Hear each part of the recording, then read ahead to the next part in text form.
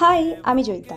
আর আমার মিনি ব্লগে তোমাদের সবাইকে অনেক অনেক ওয়েলকাম। তো চলো, আজ তোমাদের সাথে শেয়ার করব শ্রাবণ মাসের চতুর্থ সোমবারটা আমি কিভাবে কাটিয়েছি। সকালবেলা ঘুম থেকে উঠে প্রথম কাজ যেটা থাকে নিজের ঘরটাকে সুন্দর করে গুছিয়ে নেওয়া, তো সেটাই করে নিয়েছিলাম। তো তারপরেই সকালবেলায় আগে চলে গিয়েছিলাম ঠাকুরের জন্য কিছু ফুল বেলপাতা আনতে।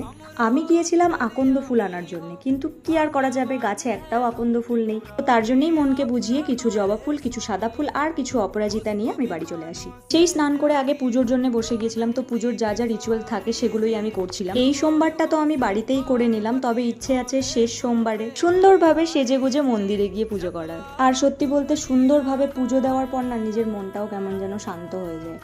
আচ্ছা, যাই হোক, তারপরেই হনুমান চালিসা পড়া তো আমার একটা অভ্যেস হয়ে গেছে, এটা আমাকে রোজ করতে হবে।